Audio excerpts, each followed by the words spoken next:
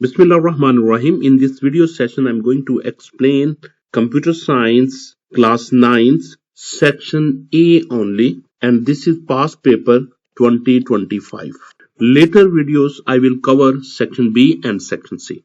Question number 1. What is the correct sequence of IPO chart? Input, plan, output. Option B is input, process, output. Option C is input, program, output, and option D is input, process, proceed, and output. The correct answer is IPO stands for input, process, and output. That is option B. Option B. So we will fill up this circle. Question number 2. Which mode of communication allows simultaneously sending and receiving data? कि communication का कौन सा mode होता है जिसमें हम एक ही वक्त में हम डेटे को सेंड भी कर सके और रिसीव भी कर सके? सिंप्लेक्स, हाफ डुप्लेक्स, असिंक्रोनस और full duplex. The correct option is D, full duplex, because in full duplex sending and receiving at the same time is possible. The correct option is D. Question number 3. Which of the following is an example of secondary data collection method? Number 1 is government records, observation, interviews and experiment. Secondary data collection method ऐसा method होता है जो कि आपको data second hand में जाके data मिलता है. ठीक है, जो कि ऑब्जर्वेशन होती है, ये भी डायरेक्ट ऑब्जर्व होता है, इंटरव्यूज भी आप डायरेक्ट करते हो और एक्सपेरिमेंट भी आप ऑब्जर्व करते हो. ये सब प्राइमरी मेथड्स हैं. जबकि गवर्नमेंट रिकॉर्ड्स, क्योंकि गवर्नमेंट रिकॉर्ड्स ने किसी रिपोर्ट से डेटे को एक्सट्रैक्ट करना होता है, तो आपके पास सेकेंडरी डेटा कलेक्शन की फॉर्म बनती है. तो इसका आंसर होगा A. Third question answer is A. Question number 4. In which area of AI facial recognition technology is commonly used? Speech recognition में, computer vision में, natural language processing में और expert system में. तो क्योंकि facial recognition की बात कर रहा है तो वो किस में लाई करेगा? कंप्यूटर विजन में लाई करेगा. स्पीच रिकॉग्निशन में जस्ट वो क्या करेगा? स्पीच को रिकॉग्नाइज करेगा, ऑडियो को. जबकि कंप्यूटर विजन में क्या होता है आपका? Facial recognition is an image video based AI task होते हैं. तो इसका correct answer is B, computer vision. Answer is B, 4B. Question number 5. The tag used to define a hyperlink in HTML. क्या यूज करते हैं? P use करते हैं, A use करते हैं, एंकर A यूज करते हैं, या टैग A यूज करते हैं, या I यूज करते हैं, या U यूज करते हैं. तो क्योंकि डिफाइन हाइपरलिंक, तो उसके लिए आप यूज करेंगे tag A, that is called anchor tag. The best option is 5B. This is the 5B option. The keyword, question number 6. The keyword used to declare variables in JavaScript is dim, constant, mean const, variable mean where, and variable. आप JavaScript में variable declare करने के लिए use करते हैं where, VAR, where. तो इसकी correct option बनती है C. तो 6C. Question number 7. Attacker use phishing for tracking करने के लिए, बैकअप के लिए, फिशिंग की बात कर रहा है, स्टीलिंग डेटा के लिए, एनक्रिप्शन के लिए. तो क्या होगा? Attacker use phishing for stealing data. That is option C. Question number 8. Which of the following is an example of a spyware?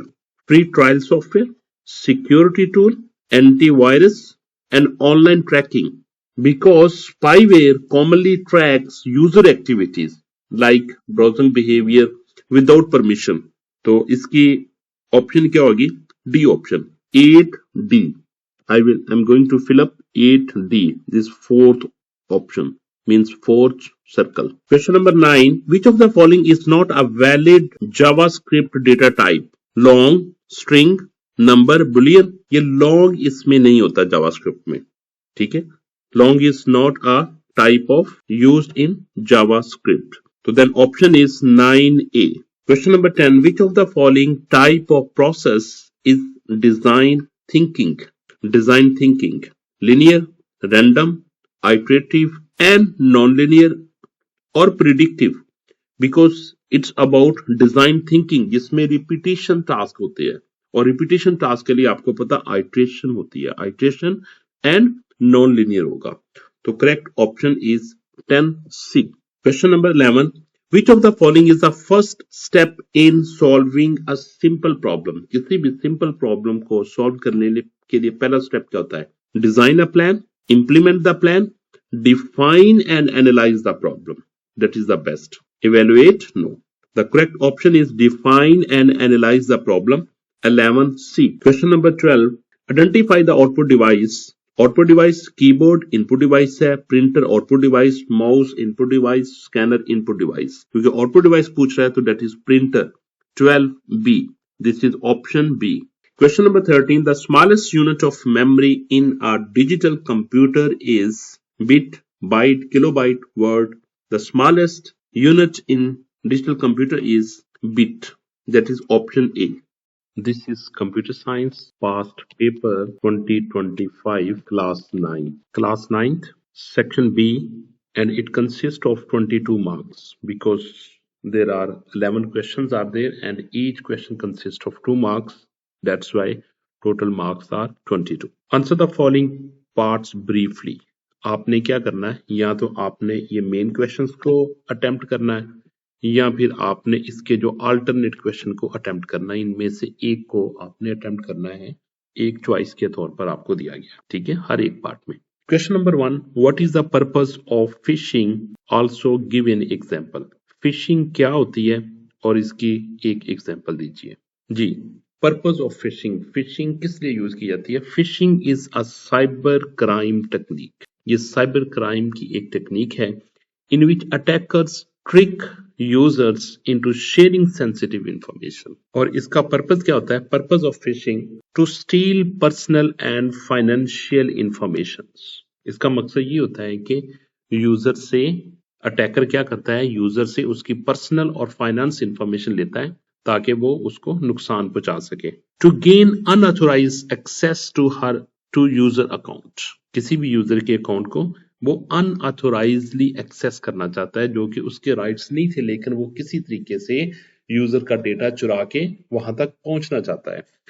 To commit online fraud और आइडेंटिटी थेफ्ट, तो ये ऑनलाइन फ्रॉड होता है जिसमें किसी दूसरे की चीजों को चुराया जाता है। और उसकी एग्जाम्पल है a fake email pretending to be from a bank ask the user to enter their password और एटीएम पिन कार्ड। जिसमें एग्जाम्पल ये होती है कि आपको एक फेक ईमेल आती है, ठीक है, बैंक की तरफ से, हालांकि वो बैंक की तरफ से नहीं होती, कोई यूजर उसको, अटैकर उसको सेंड करता है जिसमें वो आपको पासवर्ड या फिर एटीएम पिन के इंफॉर्मेशन के बारे में पूछता है। अगर कोई यूजर उसको प्रोवाइड कर देता है तो इसका मतलब कि उसका डेटा हैकर के पास और अटैकर के पास पहुंच चुका है। तो इसमें ये इसके 3 मेन पॉइंट्स से पर्पस थे और ये इसकी एक एग्जाम्पल है। इसका अल्टरनेटिव क्वेश्चन है briefly discuss any 2 positive impacts of artificial intelligence on our daily life. आपने कोई पॉजिटिव इम्पैक्ट्स बताने हैं आर्टिफिशियल इंटेलिजेंस के जो कि हमारी डेली लाइफ में यूज होती है। Number 1 is positive impact of artificial intelligence is improved health care. Artificial intelligence helps doctors in early disease detection. ये early disease detection में doctors इसको use करते हैं। AI system provides accurate diagnosis by analyzing medical data. उसको medical data दिया जाता है उन एज ए इनपुट और उस इनपुट की बेस पे वो उसको एनालाइज करके बताती है कि इसको क्या प्रॉब्लम है, एक्यूरेट डायग्नोज करती है। सेकंड पॉइंट इसमें ये है कि AI automates routine tasks saving time and efforts.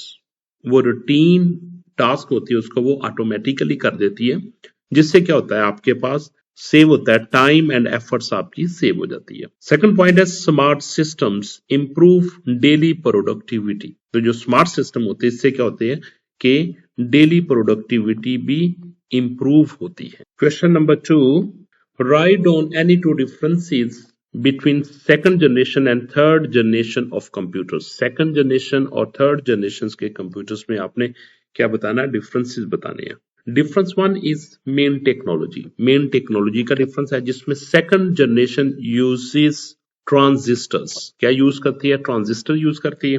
जबकि थर्ड जनरेशन क्या होती है, इंटीग्रेटेड सर्किट्स यूज करती है, जो कि आईसीज यूज करती है। सेकंड डिफरेंसेस हम बताने जा रहे हैं, जिसमें साइज, स्पीड और रिलायबिलिटी की बात करने लगी हैं। Second generation larger, second generation में कंप्यूटर क्या होते थे, larger, slower and less reliable as compare to the third generation. जबकि थर्ड जनरेशन में क्या होता है, computers are smaller as compare to second generation, इसमें फास्टर थे as compare to slower in second generation and more reliable होते हैं, जिन पे आप रिलाई कर सकते हैं। आपको पता है कि एक्यूरेट रिजल्ट देगा और ऑप्टिमाइज्ड रिजल्ट देगा, एक्यूरेट एंड ऑप्टिमाइज्ड रिजल्ट। इसका अल्टरनेट पार्ट है, write down any two differences between ordinal data and nominal data. Nominal data और ऑर्डिनल डेटा में क्या डिफरेंस होता है जी, इसमें हम डिफरेंसेस बताएंगे। डिफरेंस वन हम करेंगे ऑर्डर और रैंकिंग के लिहाज से। नॉमिनल डेटा में क्या होता है, categories have no order no ranking. Nominal data में कोई ऑर्डर और कोई रैंकिंग नहीं होती। जबकि ऑर्डिनल डेटा में क्या होता है, categories have a meaningful order होते हैं, रैंकिंग होती है, रैंकिंग एग्जिस्ट करती है उसमें ऑर्डिनल डेटा में। सेकंड डिफरेंस हम कंपैरिजन की बात करने लगे। नॉमिनल डेटा में एक कंपैरिजन ये है, we can only say some same और डिफरेंट, या तो सेम हो सकता है या डिफरेंट हो सकता है। जैसा कि आप ब्लड ग्रुप की बात कर ले, ठीक है, या तो वो ब्लड ग्रुप सेम होगा या डिफरेंट होगा। कलर की बात कर ले, कलर या तो सेम होगा या डिफरेंट होगा। और जबकि दूसरे में ऑर्डिनल डेटा में we can compare as higher और lower, for example grades, grade A, B, C, A star, like that, small, medium, large, ये ऑर्डिनल डेटा की एग्जांपल्स हैं। Question number 3, rewrite the following JavaScript code after removing the error. आपने क्या करना है, rewrite the following JavaScript code after removing the error. आपने इसको rewrite करना है आपने एरर रिमूव करने के बाद। तो क्या लिखा हो यहाँ पे, script type equal to text over JavaScript, फिर डॉक्यूमेंट डॉट डब्ल्यू लिखा हुआ है, हेलो वर्ल्ड, और इसके बाद स्क्रिप्ट को क्लोज कर दिया गया है। इसमें सबसे पहला पॉइंट क्या है, the correct script type is used. आपने क्या करना है, स्क्रिप्ट टाइप, करेक्ट टाइप आपने इसकी यूज करनी है। सेकंड पॉइंट इसमें है, the correct JavaScript command has to be used. और फाइनल आंसर में हम इसका करेक्ट कोड लिखते हैं। क्या किया, स्क्रिप्ट टाइप इक्वल टू, हमने क्या लिखा, type equal to double quotation में टेक्स्ट ओवर जावास्क्रिप्ट लिखा, और डॉक्यूमेंट डॉट राइट लिखा, उधर डब्ल्यू लिखा हुआ था, राइट हेलो वर्ल्ड, और फिर इसके बाद स्क्रिप्ट को क्लोज कर दिया। तो ये एक करेक्ट कोड है इसका, 2 गलतियां थी इसमें और 2 मार्क्स का था ये। नेक्स्ट क्वेश्चन है, write down the purpose of any input device. आपने कोई सी भी एक इनपुट डिवाइस का पर्पस लिखना है। तो आपके पास बहुत सी इनपुट डिवाइसेस होती है, जैसे कि आपके पास कीबोर्ड, माउस, जॉयस्टिक, स्कैनर्स, ये सारी की सारी इनपुट डिवाइसेस होती है जो कि कंप्यूटर में डेटा को फीड करने के लिए यूज की जाती है, इनपुट करने के लिए यूज होती है। A keyboard is used to enter data and instructions into the computer. Second point, it allows user to input क्या कर सके, टेक्स्ट कर सके and in numbers and other commands को इनपुट कर सके। ये पर्पस होता है कीबोर्ड का। जबकि क्वेश्चन पेपर में सिर्फ एक ही कहा गया है, तो आपने एक ही लिखनी है, ठीक है, पर्पस के साथ 2 पॉइंट्स के साथ, ठीक है। जबकि मैंने जस्ट आपकी इंफॉर्मेशन के लिए एक और लिख दिया। Input device number 2 that is mouse. Purpose क्या है इसका, माउस का, a mouse is used to control the pointer. Pointer को कंट्रोल करता है ऑन द मॉनिटर और कंप्यूटर स्क्रीन। और इसका सेकंड पॉइंट है, it help user to select, click, drag and open files और प्रोग्राम। ये सिलेक्ट करने के लिए, क्लिक करने के लिए और ड्रैग करने के लिए यूज किया जाता है। इस पे भी मैंने 2 पॉइंट्स लिख दिए, ठीक है। जो भी आप इनपुट डिवाइस लिखेंगे, you must have to write 2 valid points. Next question number 4। Question number 4 में आपने क्या करना है, correct any 4 errors in the given code of HTML। HTML का कोड दिया गया है, आपने इनमें से 4 एरर्स को रिमूव करना है। ठीक है, तो हम इसका कोड को देखते हैं। HTML स्टार्ट किया, ये देखिए इसने HTML स्टार्ट तो कर दिया। ठीक है, इधर क्लोज नहीं किया, इसको जो टैग होता है ना क्लोजिंग टैग वो नहीं किया, एक एरर तो ये आ गया। इसके बाद हेड इसने स्टार्ट कर दिया। ठीक है, लेकिन स्टार्ट भी उसने रॉन्ग वे से किया है। ठीक है, आपको पता है स्लैश से क्लोजिंग होता है, इसने क्लोजिंग ही स्टार्ट को ही क्लोज बना दिया जो कि रॉन्ग है। टाइटल को भी इसने उल्टा लिख दिया। ठीक है, ये देखिए टाइटल को क्लोज कर दिया और इधर टाइटल अभी ओपन कर रहा है, जो कि पहले ओपन होगा और बाद में क्लोज होगा। बॉडी देखते हैं, बॉडी में भी देखिए इसने क्या गलती कर दी है कि बॉडी को भी ओपन करते वक्त इसने क्लोज कर दिया। ठीक है, और जो बॉडी का क्लोजिंग था ना वो उसने स्टार्ट में लगा दिया, एंड पे लगा दिया। ठीक है, और इधर हेडिंग 2 यूज किया और क्लोज हेडिंग 1 कर रहा है, तो इसमें हर लाइन में तकरीबन एरर है। ठीक है, तो हम इसको सही करके लिखते हैं।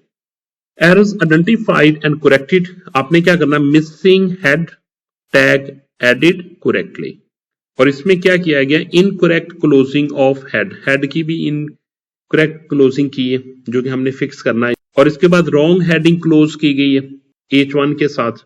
और इसमें फोर्थ पॉइंट है, बॉडी को भी इसने क्लोज करते वक्त गलत लिखा है, यानी कि बॉडी को जैसे ये देखें, ये इसने कैसे लिखा था, ये देखें इसने ऐसे लिखा था, हमने कैसे लिखना, हमने इस तरीके से लिखना है।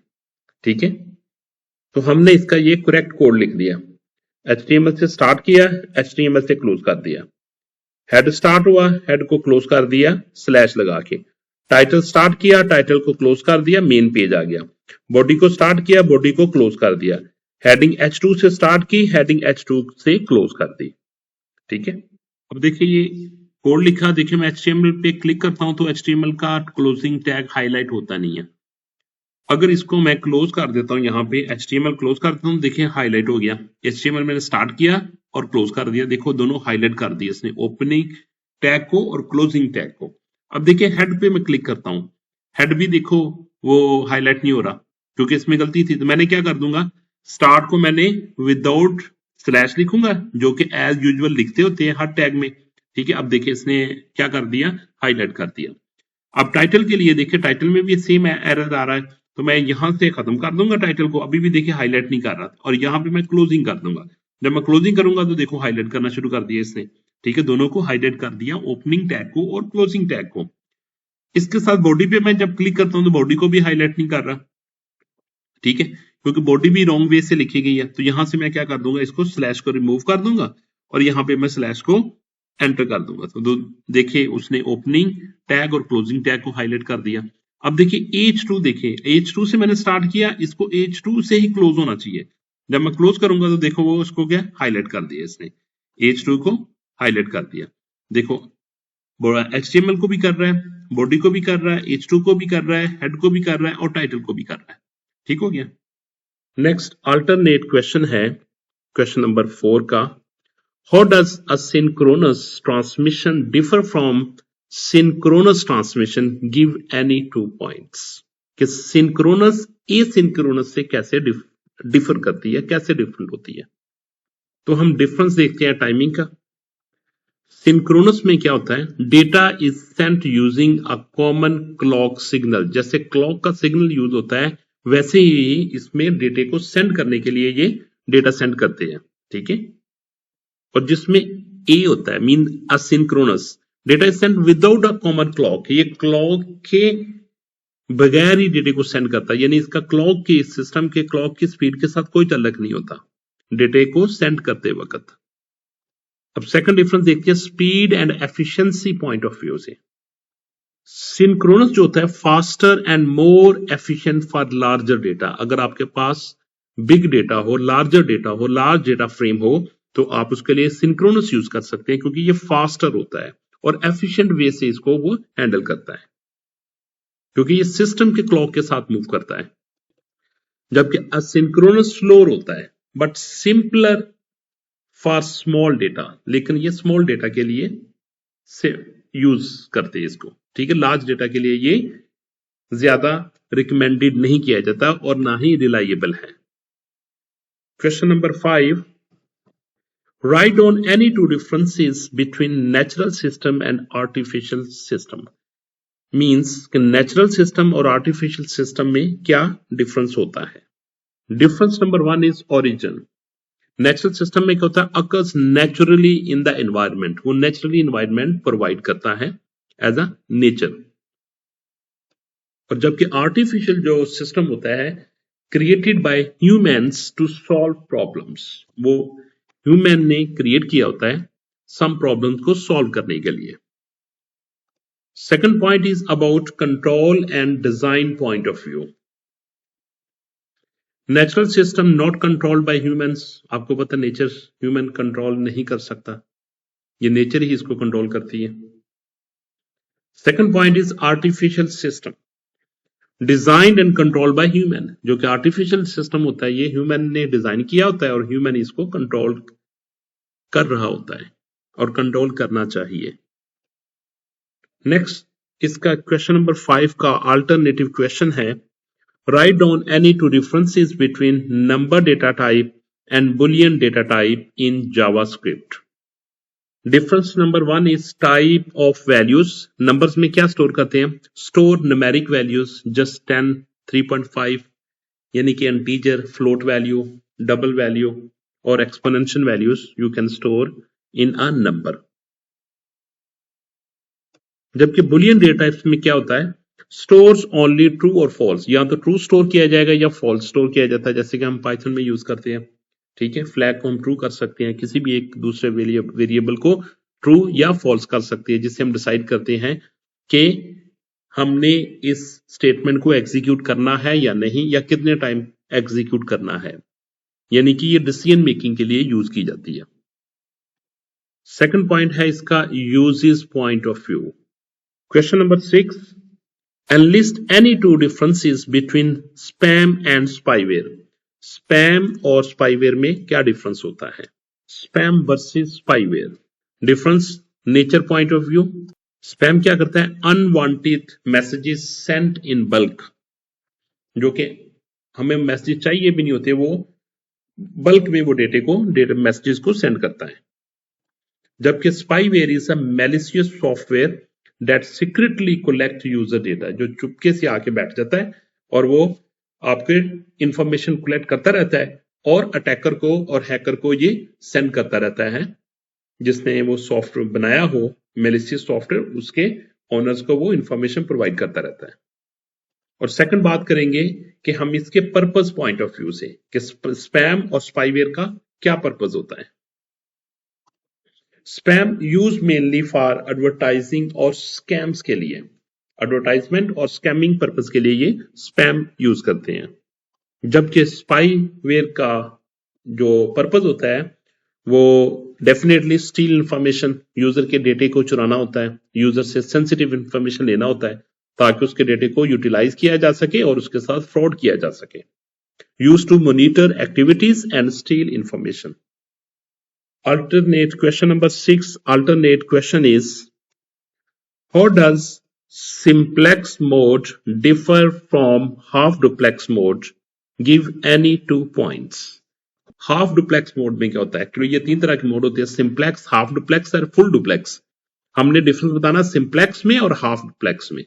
पहला डिफरेंस हम देखते हैं डायरेक्शन के पॉइंट ऑफ व्यू से, कि डेटे की डायरेक्शन किस तरफ होती है, डेटा किस तरफ मूव करता है। सिंप्लेक्स में data flow in one direction only, simplex में डेटा एक ही तरफ मूव करता है, वन डायरेक्शन होता है। जबकि हाफ डुप्लेक्स में data flows in both directions but not at the same time. ठीक है, हाफ डुप्लेक्स में डेटा दोनों तरफ होता है लेकिन एक ही वक्त में नहीं होता, बल्कि एक की तरफ मैसेज आएगा, फिर दूसरा मैसेज सेंड करेगा, फिर वो फर्स्ट के पास जाएगा, फिर दूसरे पास जाएगा। ठीक है, यानी क्या होता है, not at the same time. Simplex में जस्ट कि आप टीवी पे न्यूज देख रहे होते हैं, ये एग्जांपल है सिंप्लेक्स की। और हाफ डुप्लेक्स में जैसा कि आप चैट कर रहे होते हैं, कमेंट्स में लिख रहे होते हैं।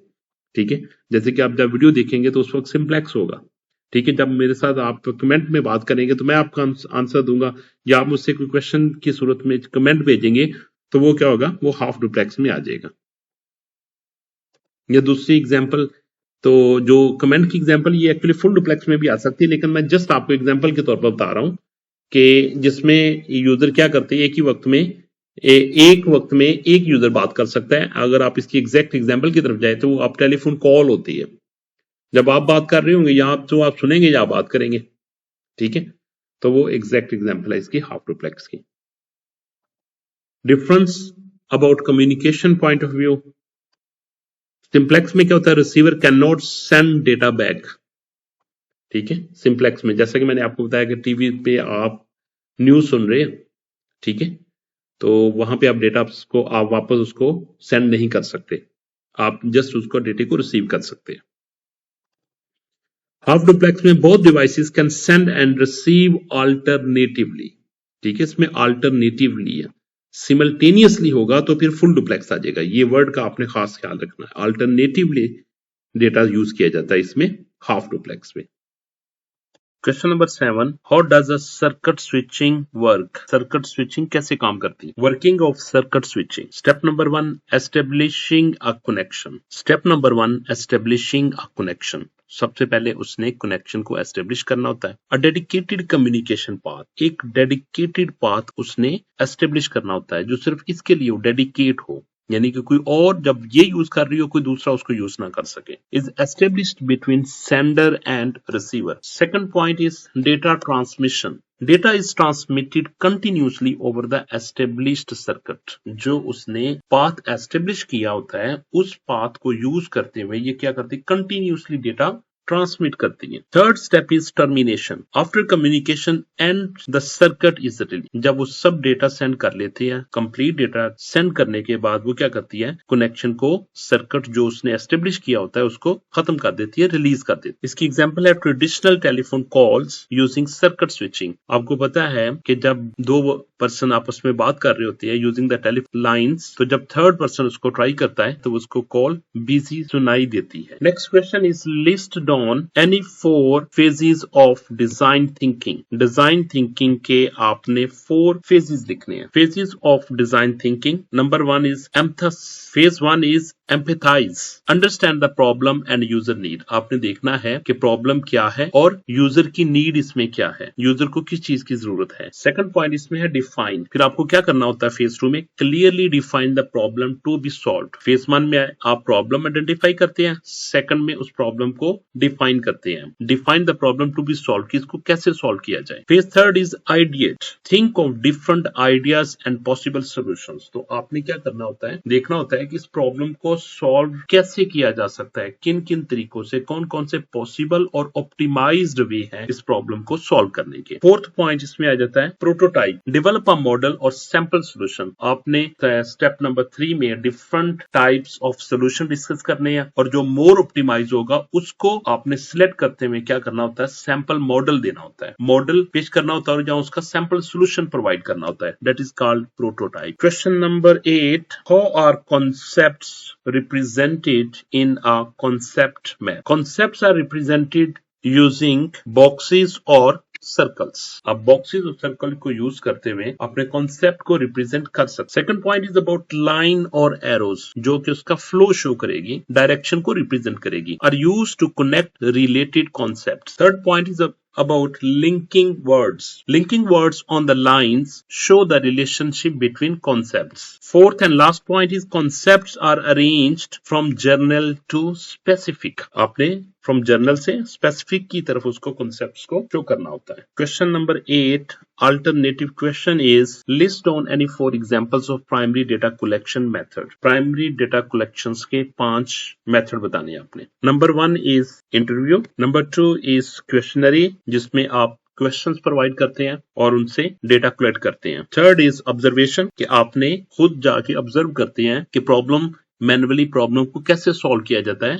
और आप इसमें बेहतरी कैसे ला सकते हैं। और फोर्थ पॉइंट इज सर्वे, आपने क्या करना होता है, आपने एक सर्वे कंडक्ट करना होता है, तो आप सर्वे से ये चीजों को आप प्राइमरी डेटा को इकट्ठा कर सकते हैं, डेटा की कलेक्शन कर सकते हैं सर्वे के थ्रू। Question number 9, what is the role of computational thinking in problem solving? Role of computational thinking in problem solving is it helps in breaking a complex problem into a smaller parts. हम क्या करते हैं, एक problem लेते हैं और उस problem को हम क्या चंक्स में डिवाइड कर देते हैं, ठीक है, उसको डिवाइड कर देते हैं सब प्रॉब्लम्स में, फिर सब प्रॉब्लम को अगेन सब प्रॉब्लम में डिवाइड कर देते हैं और बाद में हम क्या कर लेते हैं, मर्ज करके उसका सोल्यूशन प्रोवाइड कर देते हैं।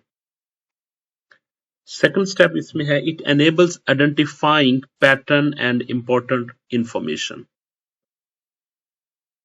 Third point is it support designing a step by step solution. इससे क्या होता है, इससे हम किसी भी प्रॉब्लम को स्टेप बाय स्टेप सॉल्व करके उसका सोल्यूशन प्रोवाइड कर सकते हैं।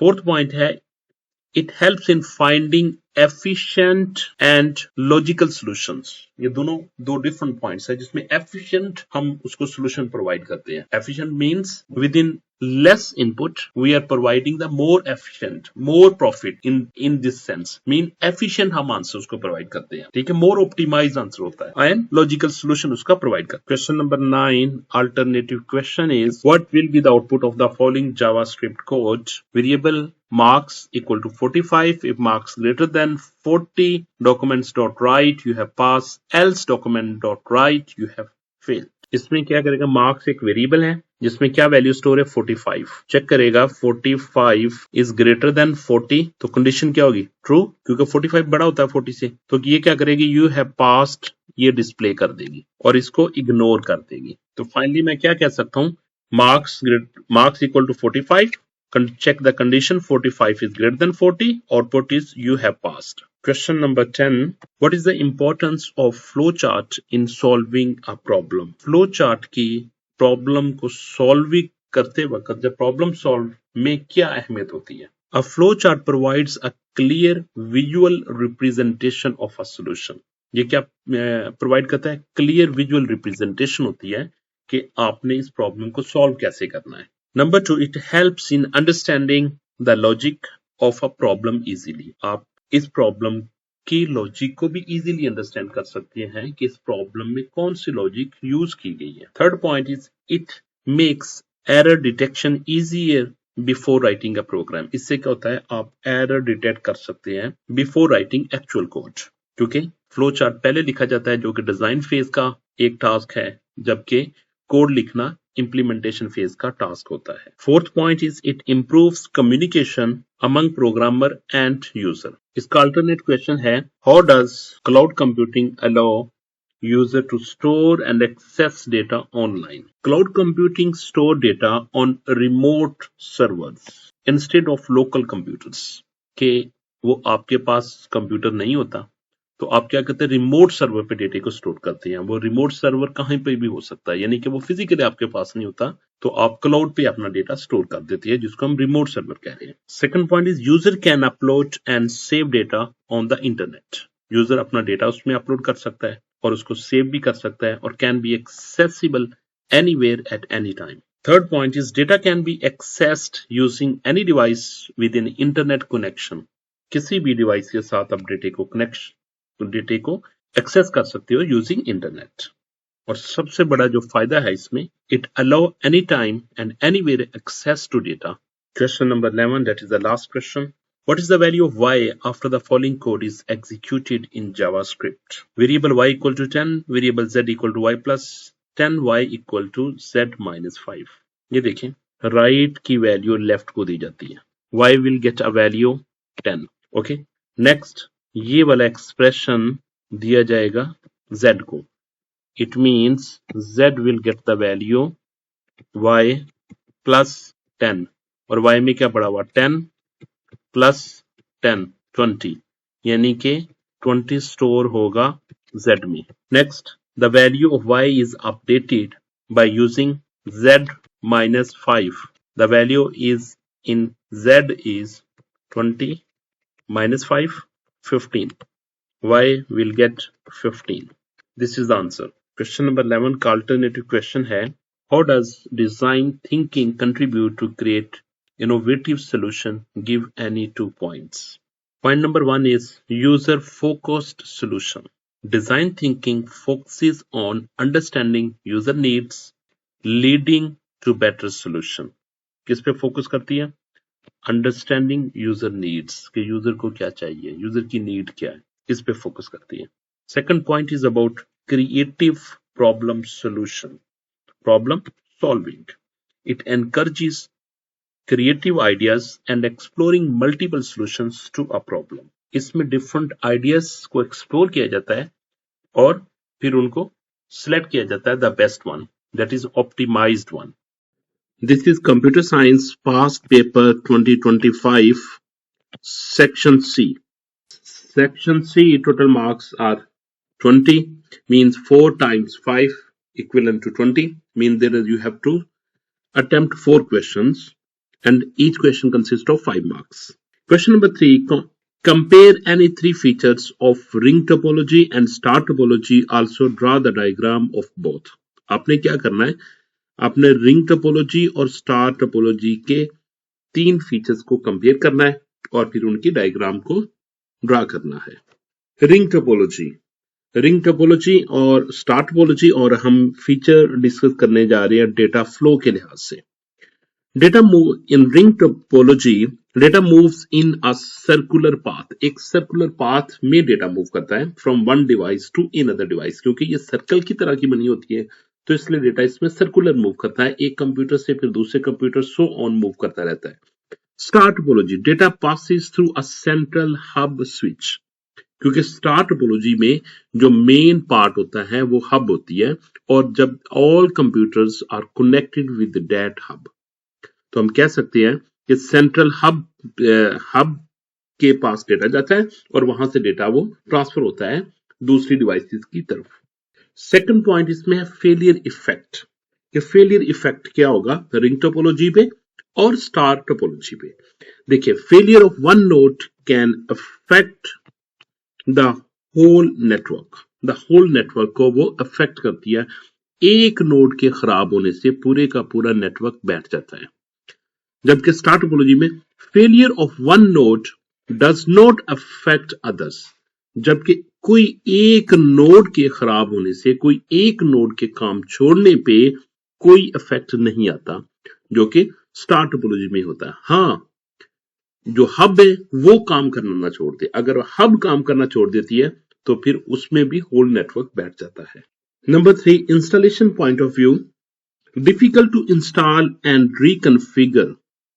ये डिफिकल्ट होती है इंस्टॉल करना और उसको रिकॉन्फ़िगर करने में इंस्टॉलेशन के पॉइंट ऑफ व्यू से रिंग टोपोलॉजी. जबकि स्टार टोपोलॉजी में क्या होता है, easy to install and manage. आप इजीली इंस्टॉल कर सकते हैं और मैनेज कर सकते हैं और easily you can extend it if hub can support. ये रिंग टोपोलॉजी की डायग्राम है जिसमें ये कंप्यूटर शो कर रहे हैं. सर्कल में मैं कंप्यूटर शो कर रहा हूं और ये लाइंस इसकी कनेक्शंस को शो कर रहे हैं. ए, बी, सी, डी और ऑल एक रिंग की फॉर्म में है. आप ऐसा भी कर सकते हैं, सपोज ये मेरे पास कंप्यूटर ए है, कंप्यूटर बी है, कंप्यूटर सी है और कंप्यूटर डी है. तो ये सारे एक दूसरे के साथ कनेक्टेड है, ठीक है. और बाद में क्या होगा, ये डी फिर ए के साथ कनेक्ट करने को हम कहते हैं कि ये रिंग टोपोलॉजी बन जाते हैं, ठीक है. ए, बी, सी और डी कंप्यूटर है. नेक्स्ट हमारे पास स्टार टोपोलॉजी है जिसमें क्या होता है कि एक हब होती है हमारे पास, एक सेंट्रल हब होती है और उस हब के साथ आप सारी की सारी डिवाइसेस अटैच कर सकते हैं. कंप्यूटर ए हो गया, यहाँ पे कंप्यूटर बी आ जाएगा और यहाँ पे कंप्यूटर सी आ जाएगा और ये कंप्यूटर डी आ गया. ये सारे के सारे एक दूसरे के साथ अटैच होते हैं, तो ये हब होती है. ठीक हो गया. क्वेश्चन नंबर 3 हमने कर लिया. क्वेश्चन नंबर 3 का जो अल्टरनेटिव पार्ट है उसमें कहा गया है, what is artificial intelligence, explain any 3 applications of AI. AI की कोई सी 3 एप्लीकेशंस को आपने एक्सप्लेन करना है. Number 1 is what is AI. Artificial intelligence क्या होती है. Artificial intelligence is a branch of computer science जो कि क्या करती है, इट एनेबल्स मशीन्स, जो मशीन्स को इस काबिल बना देती है कि थिंक करने के लिए, लर्न करने के लिए एंड मेक डिसीजंस, और डिसीजंस मेकिंग के लिए उसको हम एआई कहते हैं. ठीक है, क्या, थिंक, लर्न एंड डिसीजंस. और एआई में किस तरह के काम परफॉर्म किए जाते हैं. AI systems can perform task that normally require human intelligence, और इसमें इस तरह के काम किए जाते हैं जैसे कि ह्यूमन इंटेलिजेंस काम करता है। अब यहाँ ये किस जगह पे यूज की जाती है, इसकी एप्लीकेशन कहाँ कहाँ पे है? नंबर 1 इज हेल्थ केयर में। AI help doctors in disease diagnosis and medical analysis purpose के लिए यूज की जाती है। सेकंड पॉइंट है इसका एजुकेशन। AI को एजुकेशन में भी यूज किया जाता है। AI is used in online learning systems and smart tutoring के लिए भी यूज की जाती है। और थर्ड पॉइंट इसमें है रोबोटिक्स। AI को रोबोटिक्स में भी यूज किया जाता है। AI is used to control robotics, जो कि रोबोटिक्स को कंट्रोल करती है। That perform task automatically, जो कि ऑटोमेटिकली टास्क परफॉर्म करते हैं। Question number 4, what is computing innovations? Explain any 3 harmful effects of innovations on society. Society पे इसके क्या असरात होते हैं? What is innovation? Computing innovation. Computing innovation refers to a new or improved computer-based technologies or system. ये computer-based technologies और systems को refer करती है और improve करती है। Next इसमें हम देखते हैं These innovations are developed, किस लिए ये डेवलप की जाती है? To solve problems and improve efficiency in society. 2 point यहां पे डिस्कस किए गए।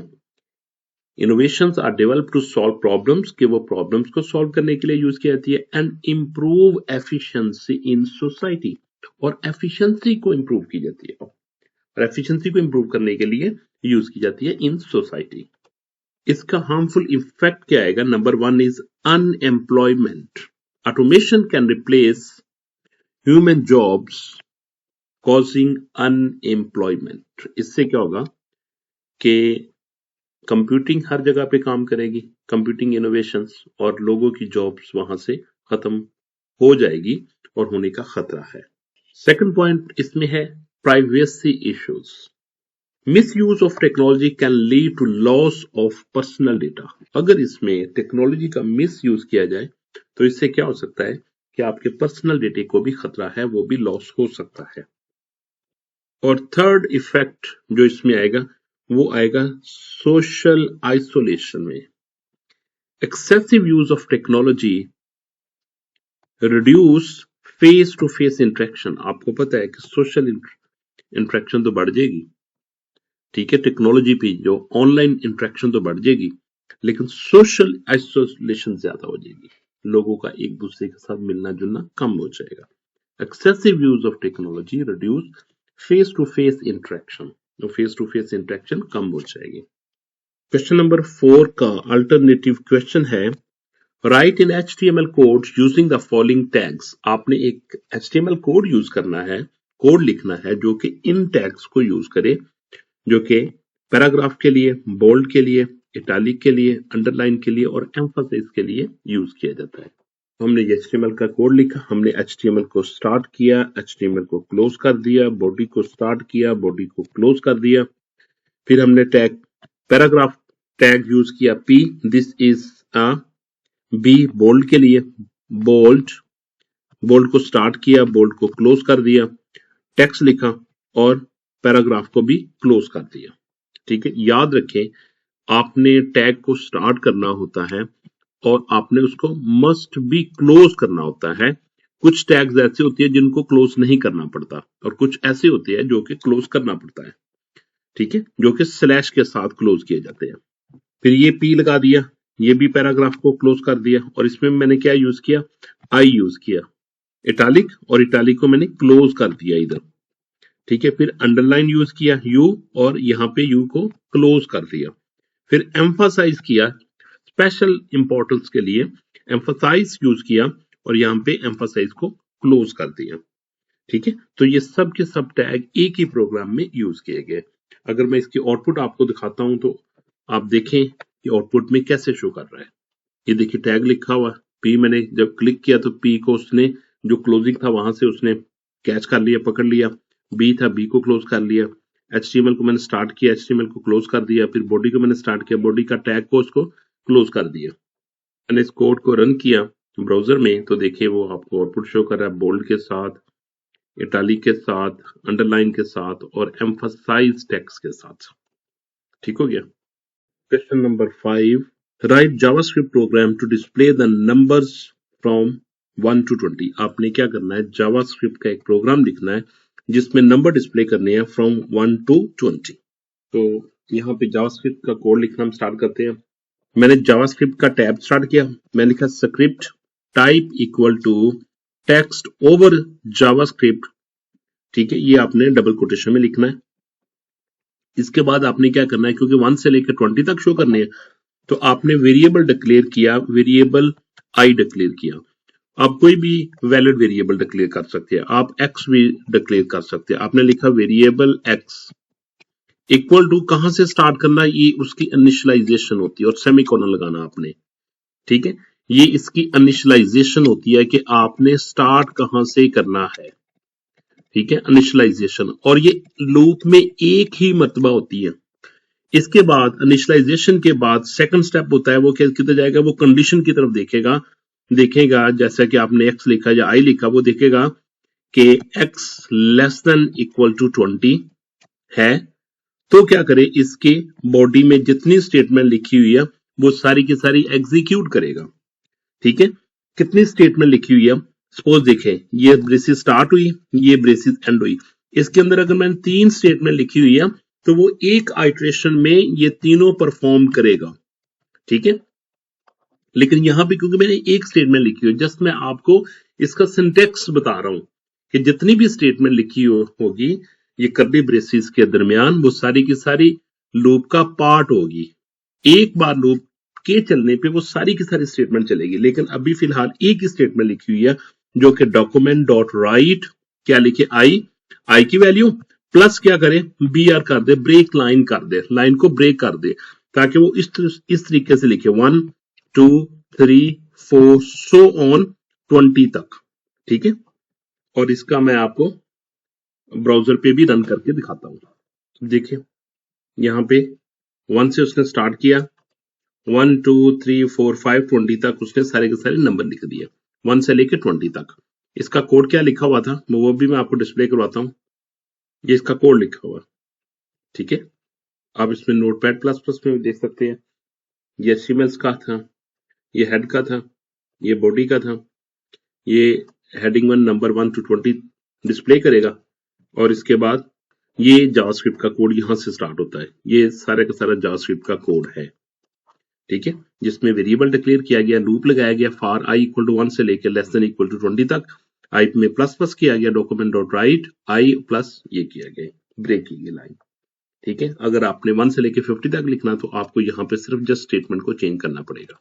नेक्स्ट इसका अल्टरनेटिव क्वेश्चन है, what is the system software. System software क्या होती है, explain any 2 types of system software. जी, सिस्टम सॉफ्टवेयर ऐसे सॉफ्टवेयर होते हैं जो सिस्टम के लिए रिक्वायर्ड होते हैं, सिस्टम की एग्जीक्यूशन के लिए, सिस्टम को चलाने के लिए वो सॉफ्टवेयर चाहिए होती है, उनको हम सिस्टम सॉफ्टवेयर कहते हैं। जैसे कि यहाँ पे लिखा हुआ, system software is a type of software that controls and manage computer hardware, जो कि कंप्यूटर हार्डवेयर को कंट्रोल और मैनेज करते हैं, उनको हम सिस्टम सॉफ्टवेयर कहते हैं। जैसा कि हमारी विंडोज होती है, लिनक्स होता है ऑपरेटिंग सिस्टम, और ये क्या करते हैं, it provides a platform for running application software. जो एप्लीकेशन आप रन कर रहे होते हैं ना, जो एप्लीकेशंस, ठीक है, एप्लीकेशन सॉफ्टवेयर जो रन कर रहे होते हैं वो आप इन्हीं के ऊपर रन कर रहे होते हैं। अगर ये होंगे तो आप एप्लीकेशन सॉफ्टवेयर यूज करेंगे। एप्लीकेशन सॉफ्टवेयर की एग्जांपल है जैसा कि वर्ड, एक्सेल, पावर पॉइंट। अगर आपके सिस्टम में विंडोज ही नहीं है तो आप वर्ड, एक्सेल को तो रन कर ही नहीं सकते। तो ये फिर क्या करते हैं, इट प्रोवाइड्स अ प्लेटफॉर्म, जो उनके लिए प्लेटफॉर्म प्रोवाइड करते हैं। टाइप्स ऑफ सॉफ्टवेयर में क्या आ जाते हैं, नंबर 1 ऑपरेटिंग सिस्टम आ जाते हैं। मैनेजेस हार्डवेयर रिसोर्सेज, जिसकी एग्जांपल है विंडोज, लिनक्स, ये सब के सब ऑपरेटिंग सिस्टम ही है। सेकंड टाइप इसमें आती है utility software, help in maintenance and protection of the software system. ऐसे सॉफ्टवेयर जो कि मेंटेनेंस और प्रोटेक्शन के लिए यूज किए जाते हैं उनको हम यूटिलिटी सॉफ्टवेयर कहते हैं। जैसा कि हमारे पास एंटीवायरस सॉफ्टवेयर होता है, वो यूटिलिटी सॉफ्टवेयर में आता है। WinRAR जो कि फाइल्स को एक्सट्रैक्शन करने के लिए यूज किया जाता है, कंप्रेस करने के लिए यूज किया जाता है। ये सारी की सारी एग्जांपल्स हैं यूटिलिटी सॉफ्टवेयर की। यहाँ पे एग्जांपल के तौर पर कहा गया है antivirus, disc cleanup, these are the example of utility software. Next question number 6. Draw a flow chart to find product and average of 4 numbers. आपने क्या करना है, प्रोडक्ट और एवरेज फाइंड करनी है 4 नंबर्स की। तो आपने फ्लो चार्ट इसका ड्रा करना है। मैं आपको इसका प्रोग्राम भी रन करके दिखाऊंगा। ये देखिए आपने क्या किया, सबसे पहले आपने स्टार्ट सिंबल यूज किया ओवल शेप में और एंड सिंबल यूज किया लास्ट में ओवल शेप में। ठीक है, इसके बाद इनपुट ली आपने, इनपुट ली ए बी सी डी। ये देखो पैरेललोग्राम की तरह की शेप है, ये पैरेललोग्राम की तरह होती है, सीधी नहीं, ये ऐसे नहीं है। ठीक है, ऐसे शेप नहीं बनानी, ये ऐसे शेप आएगी पैरेललोग्राम की इनपुट लेते वक्त और आउटपुट डिस्प्ले करते वक्त। तो इनपुट आपने A B C D 4 variable ले लिए। बाद में आपने प्रोडक्ट कैलकुलेट किया, कैसे, A time B time C time D. और ये देखें आपने कौन सी शेप यूज की, आपने जस्ट रेक्टेंगल यूज किया। इसके बाद एवरेज को फाइंड करते वक्त a plus B plus C plus D divided by 4 कर दिया। ठीक है, तो ये एवरेज आ गई। अब देखिए बहुत से स्टूडेंट ये मिस्टेक करते हैं कि आपने a plus B plus C plus D divided by 4, अगर डिवाइडेड बाई 4 कर देंगे तो मैथमेटिकली और मैथ के रूल के मुताबिक वो पहले सबसे क्या करेगा, इसको डिवाइड करेगा। जो डिवाइड करने के बाद जो आंसर आएगा वो सब में ऐड कर देगा। तो ये एवरेज का रॉन्ग वे है, ये एवरेज नहीं निकलेगी, ये एवरेज इससे नहीं निकलेगी, ये आपने गलती नहीं करनी। तो आपको क्या लगाना पड़ेगा, must be use parenthesis divided by 4, या फिर क्या करें, या फिर एक इसके दरमियान एक और रेक्टेंगल यूज करें और टोटल कर ले आप। Total equal to A plus B plus C plus D कर ले और फिर टोटल को डिवाइड कर दीजिए, टोटल को डिवाइड कर दीजिए 4 के साथ, या फिर ये तरीका इस्तेमाल कर सकते हैं। ठीक है, और लास्ट में आपने क्या करना, डिस्प्ले कर देना है प्रोडक्ट को और एवरेज को। ठीक हो गया। मैं जल्दी से क्विक आपको ना ये पाइथन में कोड शो करवाता हूं। या मैं 4 इनपुट लेता हूं, मैं कहता हूं A equal to input, integer value लेनी, तो इसलिए मैंने क्या कर लिया, मैंने टाइप कास्टिंग के तौर पर इंटीजर यूज कर लिया। इंटीजर से स्टार्ट किया, input, enter the first number, enter the number, और यहाँ पे ए, और इसको मैं कॉपी पेस्ट करता हूँ, कंट्रोल सी कंट्रोल वी, और मैं कहता हूँ बी, और थर्ड मैं यूज करता हूँ कंट्रोल वी एज अ सी, और फोर्थ में यूज करता हूँ कंट्रोल वी और इसको चेंज कर देता हूँ डी के साथ। इसके बाद मुझे क्या करना है, टोटल, मैं कहता हूँ total equal to A plus B plus C plus D. Product calculate करना, मैं कहता हूँ product equal to A times B times C times D, और फिर इसके बाद मैंने प्रिंट करना दोनों को, मैं कहता हूँ प्रिंट करें सम इक्वल टू किसमें, वेरिएबल किसमें, टोटल में। ओके, ये टोटल आ जाएगा, ये क्या बन जाएगा, ये इसका सम आ जाएगा। ठीक है, ये सम आ जाएगा, और मुझे क्या निकालना, मुझे एवरेज निकालनी थी ना, तो फिर मैं यहाँ पे एवरेज ले लेता हूँ। मैं कहता हूँ AVG is assign to be total divided by 4। ठीक है, तो यहाँ पे एवरेज आप कर ले, आपके चले मैं सम भी शो करवा देता हूँ। ठीक है, print average AVG, average equal to किसमें एवरेज पड़ी हुई है, AVG में। ठीक है, और इसके बाद मैं क्या करता हूँ, मैं इसका प्रोडक्ट शो करता हूँ, प्रोडक्ट इक्वल टू किसमें प्रोडक्ट पड़ा हुआ है, प्रोड में। ओके, तो अब मैं इसको रन करता हूँ, मैंने रन किया, इसको मैं सेव कर लूंगा, सेव कर लिया, इसको रन करके देखते हैं। मैं कहता हूँ 2 3 4 5, तो सम देखिए 5 प्लस 4 9, 9 प्लस 5 14, एवरेज क्या निकली, 14 को डिवाइडेड बाय 4 से किया 3.5, एंड प्रोडक्ट क्या निकला 120। तो ये मैंने आपको इसका प्रोग्राम भी लिख के दिखा दिया, जो कि रिक्वायर्ड नहीं था, जस्ट मैंने डिस्प्ले करवा दिया आपको। इसका अल्टरनेटिव क्वेश्चन है, what is the purpose of big data, explain any 3 benefits of big data. Big data is used to store, किस लिए, स्टोर करने के लिए, and analyse large amount of data, जैसा कि नाम जाहिर करता है big. Large amount of data को स्टोर और एनालाइज करने के लिए यूज किया जाता है। It helps organisation to make better decision. किस लिए बेटर डिसीजन इससे ले सकते हैं? Bye identifying patterns and trends. आप देख सकते हैं कि कंपनी की सेल डाउन हो रही है या अप जा रही है, तो वो इस तरह के पैटर्न से आप कोई डिसीजन ले सकते हैं। Benefit number 1, better decision making help in making accurate and informed decision. जैसा कि मैंने आपको बताया है, क्योंकि ये पैटर्न और ट्रेंड शो करता है, तो इससे आप क्या कर सकते हैं? एक्यूरेट डिसीजन मेकिंग कर सकते हैं। Second point is improved services. Organization can improve customer services. Third point is cost reduction.